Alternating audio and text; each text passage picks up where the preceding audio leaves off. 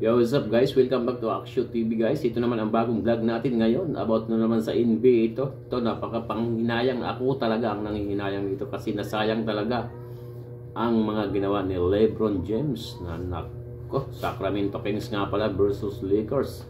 Munti ka na sana, manalo na sana, natalo pa rin. Pero guys, wag natin patagalin yan. Papanoorin natin dito agad para mabigyan natin reaction. At bago niyan guys, nais ko lang pasalamatan nga pala ang mga nagsusubscribe sa channel kong ito. Maraming salamat.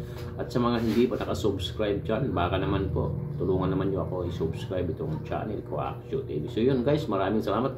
At huwag na natin patagalin yan. Yun guys, ito na guys, papanoorin natin ito at bibigyan nyo natin ng reaction kung ano man ang mapanood natin ito. Salamat guys, let's go guys. LeBron James nadakdakan ng former teammate si The King. Nadali ni Fox ng rondo move si AD. Knockout si Ref. Crazy ang naging ending ng laban.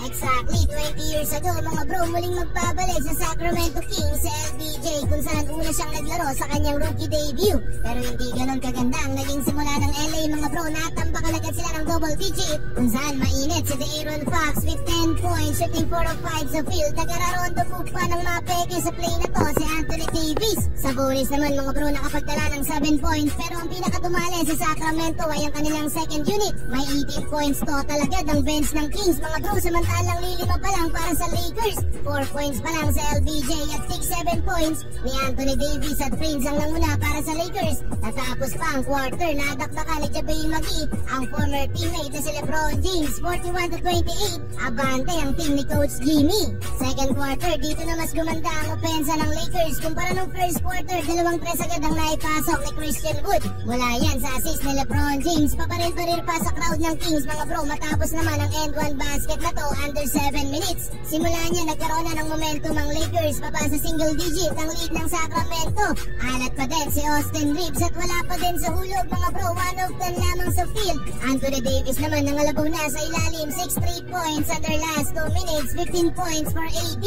Sumubok ng dalawang 3 points si LBJ mga bro. Pero walang naipasok dyan sa LBJ. Stay na sana sa single digit ang hahabulin ng LA. Kaso kumanapan ng 7-2 nating run ng Kings. 66-55 end of first half. Third quarter, pinanis agad ni De'Aaron Fox ang depensa ni Anthony Davis. Mga bro, sinausaw pa ang layup. May kasama pang foul. Pero heto na naman ang paghabol ng LA. Paulan ng 3 halfway mark ng quarter sa AD at Prince. 11-2 nating run ang nagawa nilang dalawa. Baba na lang 10 sa isang kalamangan ng Sacramento.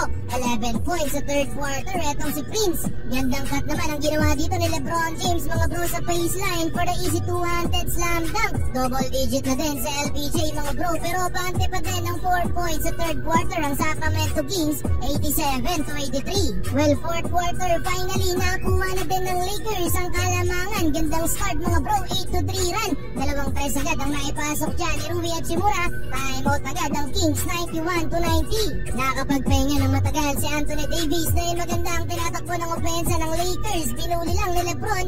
Etong si Malik Monk. Well, bad news para sa Kings na injured ang ankle ni Fox. No, ang good news mga bro, nakakapaglaro pa din naman siya. Na-knockout naman ni Anthony Davis mga bro ang isang referee ng ma-foul ni Sabonis. Well, under 5 minutes, balik ulit sa home team ang kalamangan. Fourth quarter Fox na mga bro, pasok ang 3-pointer. 108-104. Under last 2 minutes mga bro, nagbatuhan pa ng 3 points atong si Murray at D'Lo. Pangtabla pa itong ginawang slam dunk ni Anthony Davis. Kaso nga lang etong si Vincent mga bro nakapag-commit ng crucial foul na nawi sa dalawang free throw ni Fox. Pero buti na lang mga bro naitabla ni LPJ sa 1:15 ng laban. At dahil sa basket na yan mga bro nawi pa sa overtime ang laban. Overtime mga bro, takeover mode si Malik Monk. Lamang ng 4 ang Kings under 2 minutes. Pero bawi ng 3 points sa kabila sa LPJ. Yun nga lang mga bro, masakit-sakit yung naibitawang tres ni Malik Monk under last 2 minutes, 127-123. Tila naging pandagger na din etong 3 points ni Kevin Huerter mga bro. At sa dulo, talo ang Lakers.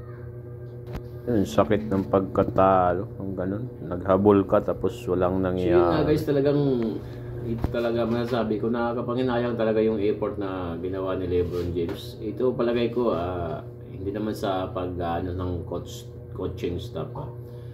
Pero yun nung sa time kasi na yun, yung lamang pa yung Sacramento Kings, alam naman natin kung sino nagpahabol talaga doon. Si LeBron James yung gumawa ng play talaga. Saka yung mga players doon, si ano yun, si Hachimura talaga. Si Hachimura andun. Si Christian Wood. Sila yung andun sa floor no, nung ano, yung nahabol nila yung Sacramento Kings. Pero simula nung nag-time out nilabas ni coach, hindi na binalik. Dapat tinuloy yung maganda yung nilalaro nila eh. Sayang yun eh. Kasi nakalamang na sila doon tapos biglang nilabas. Yun, habol. Paglabas kagad ni Lebron, nawala na naman yun ang momentum nila. Wala, nalamangan na naman kagad sila. Ang hirap. Parang si Lebron ang gumagawa ng set talaga para maka-score sila pero wala pa rin. Sayang din yung effort ni Lebron James talaga. Saka minsan nagko-collapse na rin sa depensa yung sa labas na nakakatira ng open three. Pero ganun talaga, bilog ang bola. Bawi na lang next time, Laker fans. So yun, bawi na lang tayo. Sana huwag niyong kalimutan sa mga makapanood dito. Sana i-subscribe naman itong channel ko. At bilang tulong na lang niyo sa akin, maraming salamat. Walang problema yan sa mga Laker fans dyan kung sakali. At Laker fans tayo always. Maraming salamat. At hanggang dito lang itong vlog na ginawa ko ngayon. Maraming salamat dito sa may mga rin ng video ito na reaction natin. Thank you so much guys. Pakisubscribe naman itong channel ko. Peace out guys.